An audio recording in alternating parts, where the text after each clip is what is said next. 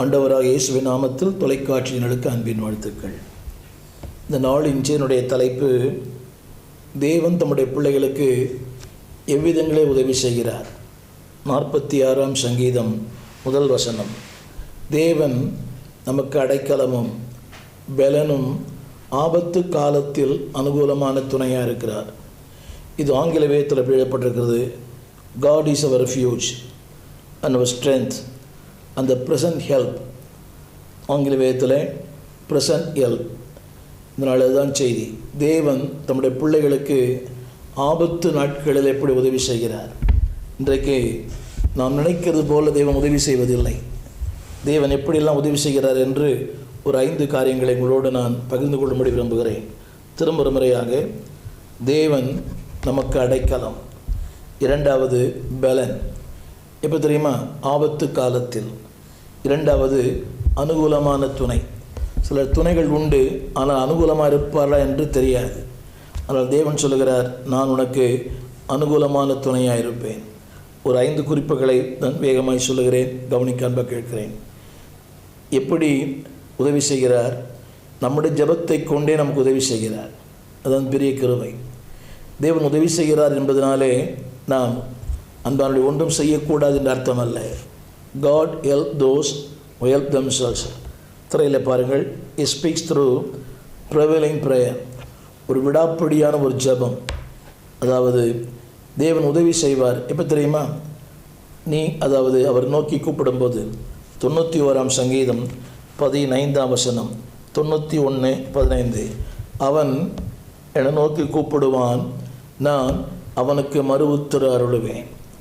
அவன் என்னை நோக்கி கூப்பிடுவான். ஆபத்திலே, துன்பத்திலே, பலவீனங்களிலே, வியாதிகளிலே, சோர்வுகளிலே, சோதனைகளிலே என்னை நோக்கி கூப்பிடுவான். இன்றைக்கு மக்கள் நினைக்கிறாங்கன்னா, நான் ஜெபமே பண்ண மாட்டேன், ஆனால் தேவன் உதவி செய்யணும். ஆலயத்துக்கே போக மாட்டேன், தேவன் அற்புதம் செய்யணும். வேதமே வாசிக்க மாட்டேன், தேவன் வேலை தரணும். இல்லை, அவன் என்னை நோக்கி. அந்த என்னை நோக்கி என்று சொல்லுகிற அந்த வார்த்தையினுடைய கருத்து என்னவென்றால், ஒரு தொடர்பு, ஒரு நெருக்கம், தேவனோடு கூட ஒரு ஐக்கியம். அது இல்லை என்றால் God cannot help you. நிறைய பேருடைய குற்றச்சாட்டு என்னவென்றால், தேவன் எனக்கு உதவி செய்யலை, என்னை கைவிட்டார், என்னை மறந்துட்டார். நெவர். God, அதாவது help those who help themselves. என்னை நோக்கி கூப்பிடு. அடுத்த வார்த்தை, நான் அவனுக்கு மறு உத்தரவு அளித்து அருளி செய்வேன். ஆபத்தில் நானே அவனோடு இருந்து அவனை தப்புவிப்பேன். அடுத்த வார்த்தை, அவனை கனம் பண்ணுவேன். இதில் நான் சொல்ல விரும்புகிற கருத்து என்னவென்றால், எ ப்ரெவலிங் ப்ரேயர். எல்லாமே பீல் ஆரம்பிக்கும். எ ப்ரெவலிங் ப்ரேயர், அதாவது விடாப்பிடியான ஒரு ஜெபம். பாடுகள் உண்டு, போராட்டங்கள் உண்டு, எல்லாமே உண்டு. அது எழுதப்பட்டிருக்கிறது. அதாவது அந்த 91ஆம் சங்கீதத்தில் பொல்லாப்பு உண்டு, இடர்கள் உண்டு, சிங்கங்கள் உண்டு, விரியன் பாம்புகள் உண்டு, பாலசிங்கம் உண்டு, வலு சர்ப்பம் உண்டு. இதுதான் வாழ்க்கை.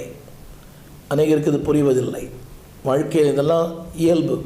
திரும்ப சொல்லுகிறேன், அதாவது அங்கே பொல்லாப்பு உண்டு, வாதைகள் உண்டு, அங்கே சிங்கங்கள் உண்டு, விரியன் பாம்புகள் உண்டு, பாலசிங்கங்கள் உண்டு, வலு சர்ப்பங்கள் உண்டு. நம்முடைய வாழ்க்கையில் அதெல்லாம் உண்டு. மனிதர்களே இருக்கிறார்கள். அப்படிப்பட்ட நேரங்களிலே how God helps.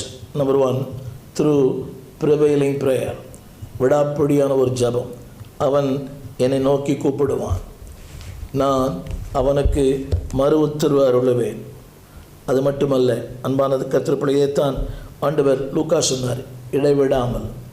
அந்த அநீதியுள்ள நியாயாதிபதியே நியாயம் செய்யும்போது, நீதியுள்ள நியாயாதிபதி நிச்சயமாக அவங்களை நியாயம் செய்வார். ப்ரிவேலிங், சோர்ந்து போகாமல். ஆரம்பத்தில் சொன்னது போல அவனை என்னை நோக்கி கூப்பிடுவான். இந்த நேரங்களில் நாம் இவைகளை பார்க்கிறோம். சிங்கங்களை பார்க்கிறோம், வலு சர்ப்பங்களை பார்க்கிறோம், மனிதர்களை பார்க்கிறோம், இடர்களை பார்க்கிறோம். அங்கே நாம் சூழ்நிலைகளை பார்க்கிறோம். அதாவது நம்மை இடர பண்ணுகிற மக்களை பார்க்கிறோம். எல்லாவற்றையும் பார்க்கும்போது ஜெபம் வரல. ஆனால் தேவன் சொல்லுகிறார், இப்படிப்பட்ட நேரங்களில் சோர்ந்து போகாமல்.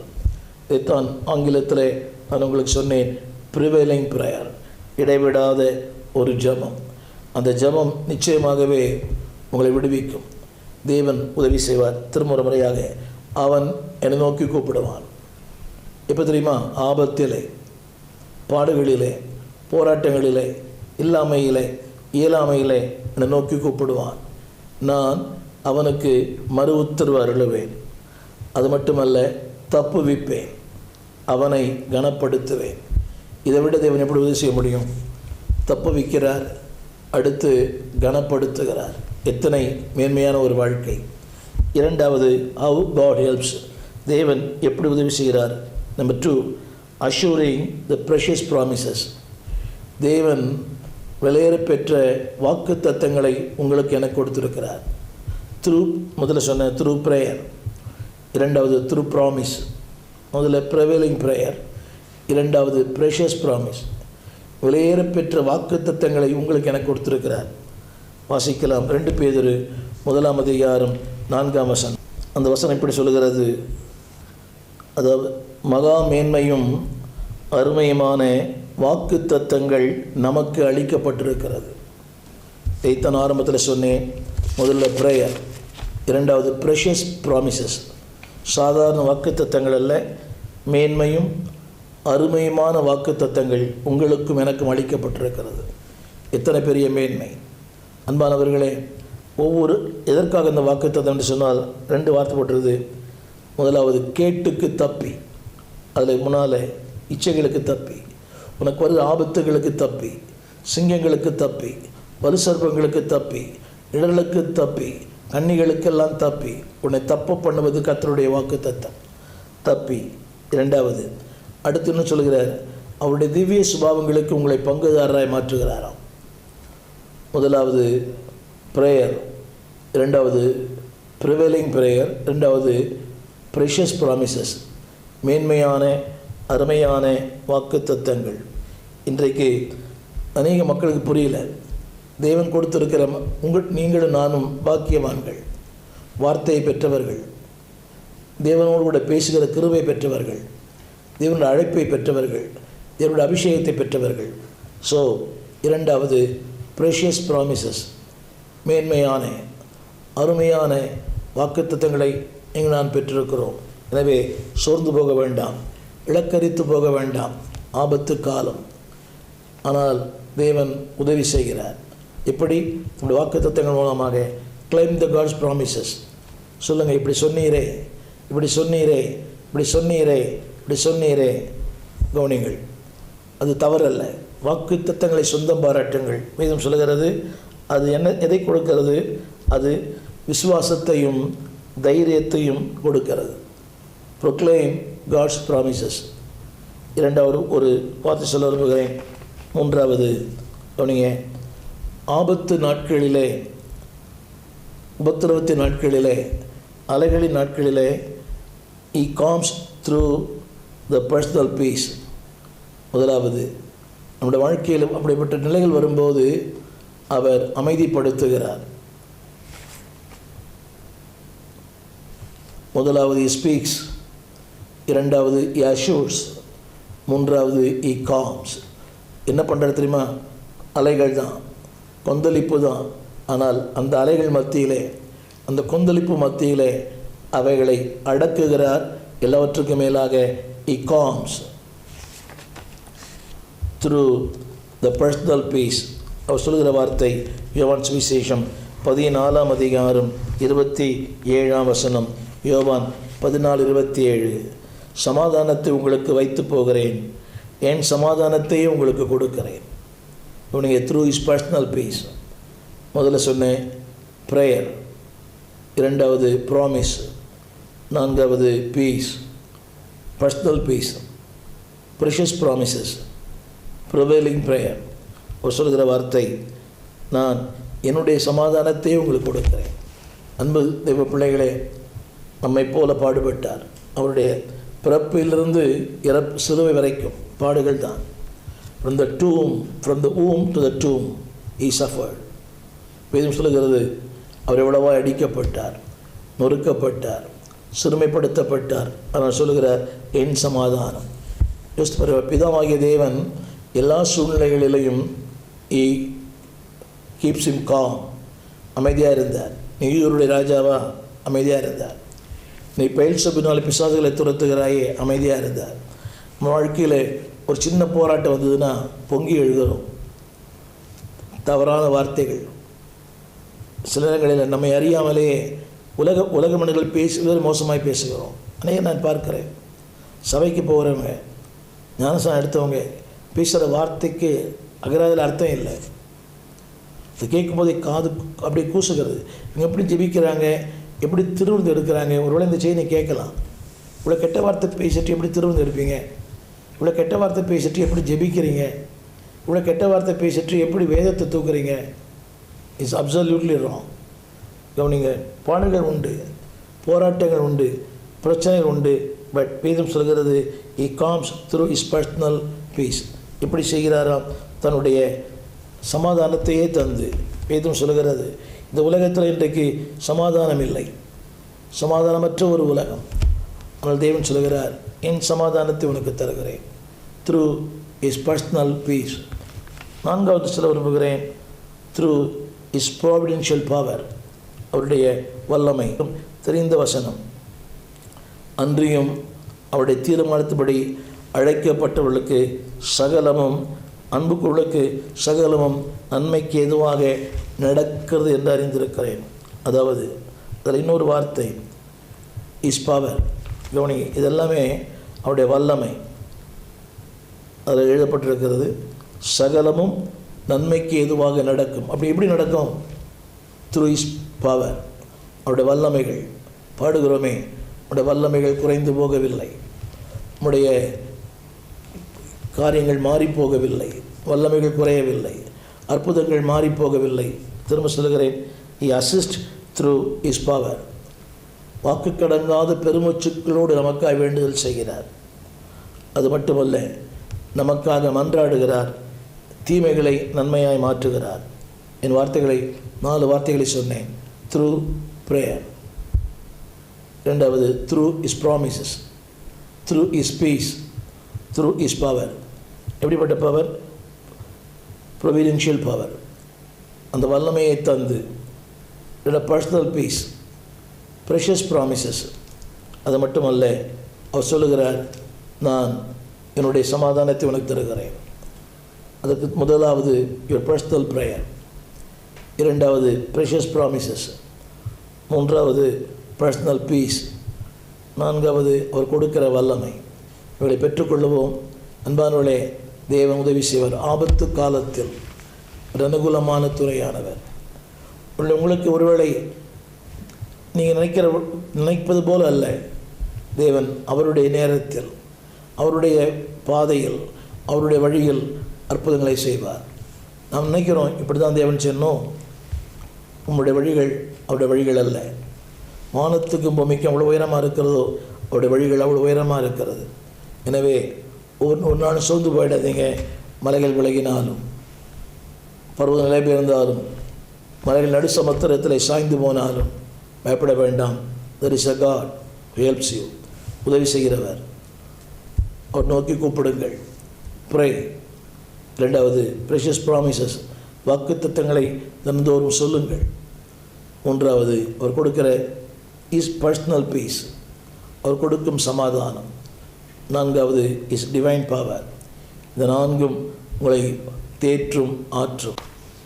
ஐந்தாவதாக, நெருக்கத்தின் நேரங்களிலே, உதவியற்ற நேரங்களிலே அவருடைய சமாதானத்தை மட்டுமல்ல, அவருடைய மகிழ்ச்சியை உனக்கு தருகிறார். நெகேமியாவின் புஸ்தகம் 8ஆம் அதிகாரம் 10ஆம் வசனம். நெகேமியா 8:10. அவர் சொல்லுகிறார், நீங்கள் அதாவது மதுரமானதை குடித்து ஒன்றுமில்லாதவர்களுக்கு, அதாவது இந்த நாள் நம்முடைய ஆண்டவருக்கு பரிசுத்தமான நாள். இந்த வார்த்தை விசாரப்பட வேண்டாம், கர்த்தருக்குள் மகிழ்ச்சியாக இருப்பதே உங்கள் பலன்.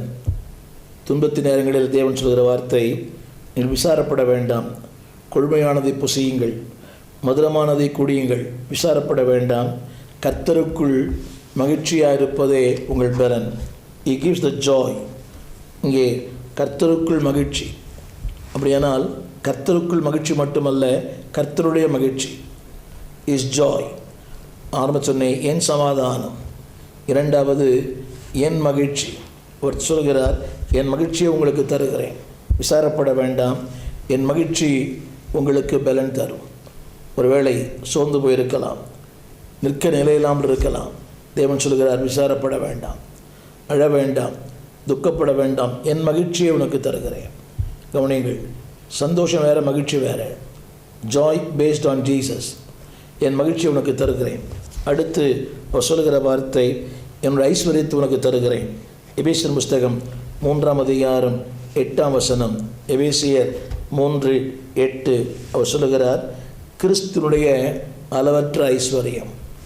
இங்கே கூட மை ரிச்சஸ், கிறிஸ்துனுடைய அளவற்ற ஐஸ்வர்யம். How God helps through peace, through prayer, through promises, through his power, through his riches.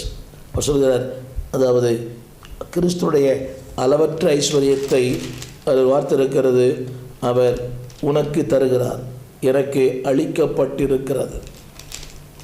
அளவற்ற ஐஸ்வர்யத்தை உங்களுக்கு அவர் தருகிறார். நாளில் அவர் கொடுக்கிற அவருடைய சந்தோஷம், I give my joy, I give my riches, அவருடைய அளவற்ற ஐஸ்வர்யம். கவனியுங்கள், நான் சம்பாதிப்பதில்லை, ஆனால் பெற்றுக்கொண்டேன். இத்தனை யோபில் வசிக்கிறோம். பொன்னை போல தூளை போல பொன்னையும் ஆற்றுக்கற்களைப் போல ஒப்பிரின் தங்கத்தையும் சேர்த்து வைப்பேன். You cannot earn but you can receive. நீங்கள் சம்பாதிக்க முடியாது, ஆனால் பெற்றுக்கொள்ள முடியும். அளவற்ற ஐஸ்வர்யம். இப்போ தெரியுமா, நீங்கள் ஜெபிக்கும் போது, நீங்கள் அவரோடு கூட உறவாடும் போது, அடுத்து சொல்ல விரும்புகிறேன், நாட் ஒன்லி ரிச்சஸ். அவர் சொல்கிறார், என் கிருபையை உனக்கு தருகிறேன். என் கிருபை, நான் சொன்ன எல்லாவற்றிலும் என் கிருபை, என் சமாதானம். 2 கொரிந்தியர் 12:9, என் கிருபை உனக்கு போது. என் கிருபை, அவருக்குள்ள என்னெல்லாம் கிருபை இருக்குதோ, பாடுகள் மத்தியில், போராட்டங்கள் மத்தியில், பிரச்சனைக்கு மத்தியில், வேதனைக்கு மத்தியில், கண்ணீருக்கு மத்தியில், அவமானங்களுக்கு மத்தியில், நிந்தைக்கு மத்தியில், த கிரேஸ் சஸ்டைனிங், தேவ கிருபை அவரை தாங்கிட்டு அவர் சொல்ல, என் கிருபை உனக்கு தருகிறேன். எத்தனை பெரிய மேன்மை! என் சமாதானம், என் ஐஸ்வர்யம், என் கிருபை. அதுக்கு நான் தகுதி உள்ளவனா தெரியாது, நான் என் கிருபை உனக்கு தருகிறேன்.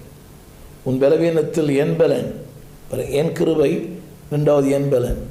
சொந்து போக வேண்டாம், ஆபத்து காலத்தில் அவருடைய கிருபை உன்னை தாங்கும். சொல்கிறார், என் பலன். அது மட்டுமல்ல, அவர் சொல்கிற வார்த்தை, என் அழகு, ராஜாவின் அழகு.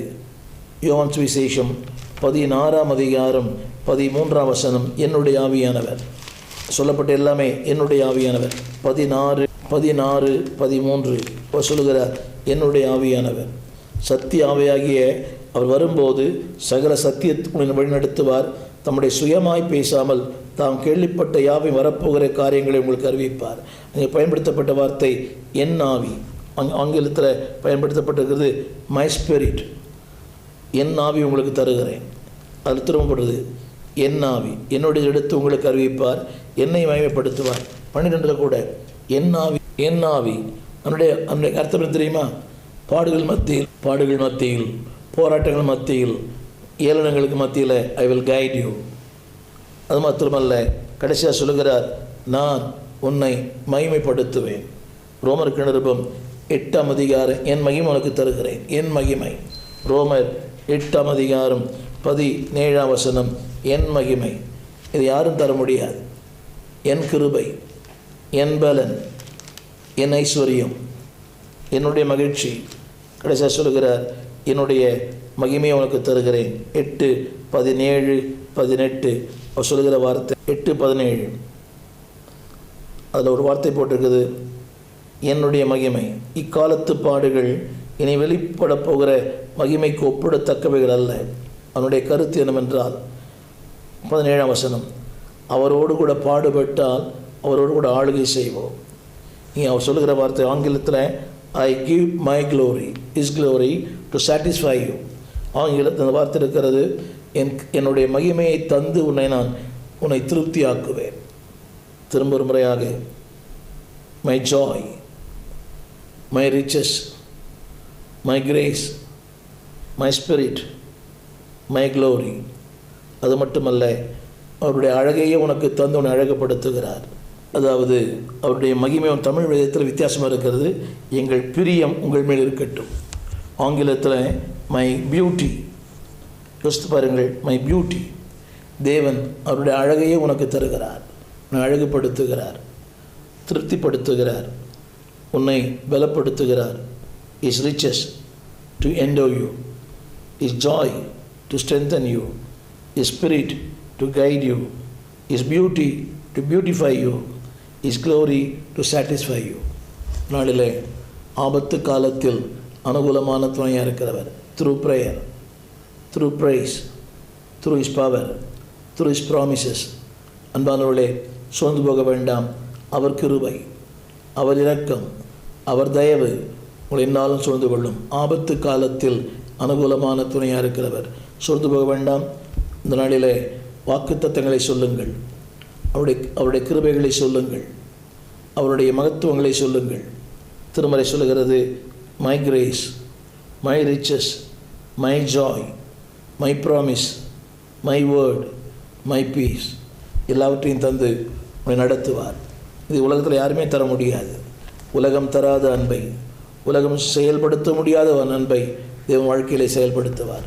மலைகள் விலகினாலும் பருவ நிலை பெயர்ந்தாலும் அவர் கிருபை உன்னை விட்டு விலகாது. ஜெபிப்போம். வானத்தையும் பூமியை படைத்த நல்ல ஆண்டவரே, தர்மையான வேலைக்காக நன்றி. ஆபத்து காலத்தில் அனுகூலமான துணை.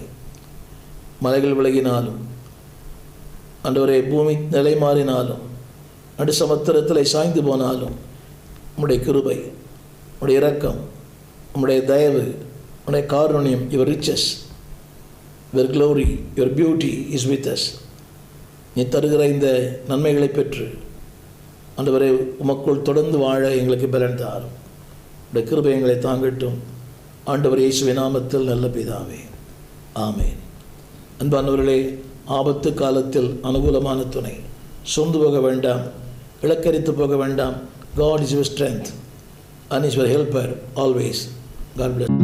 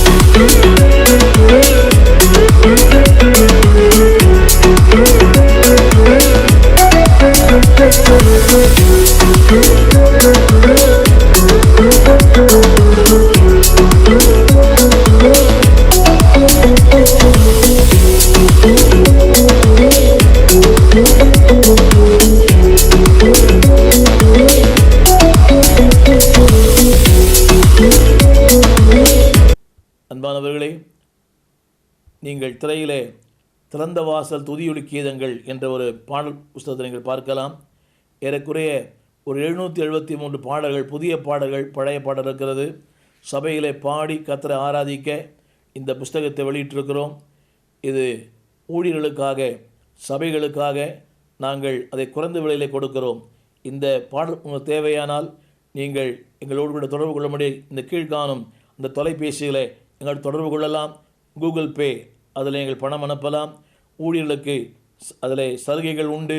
நீங்கள் மொத்தமாக வாங்கும்போது அதை நாங்கள் உங்களுக்கு சலுகை செய்வோம். நீங்கள் பாடி கர்த்தரை மையப்படுத்த அன்போடு கேட்டுக்கொள்கிறோம். இது ஏறக்குறைய ஒரு 50,000 பிரதிகள் வரைக்கும் வெளியிட்டிருக்கிறோம். திறந்த வாசல் துதியொலி கீதங்கள். தமிழ் பேசுகிற பல இடங்களிலே இந்த பாடல் பாடப்படுகிறது. பழைய புதிய பாடல்கள் எல்லாவற்றையும் தொகுத்து வெளியிட்டிருக்கிறோம். பாடி பரமனை மையப்படுத்துங்கள். God bless you. கர்த்தர் ஆசீர்வதிப்பாராக. எங்கள் விலாசம் போதகர் ஸ்டீஃபன் தேவகுமார், திறந்த வாசல் சபை, நம்பர் 65, பரமானந்த தெரு, 7 கிணறு, சென்னை 600001. தொடர்புக்கு 9841839287. மேலும் 0444318330. எங்கள் மின்னஞ்சல் stephenopendor@gmail.com.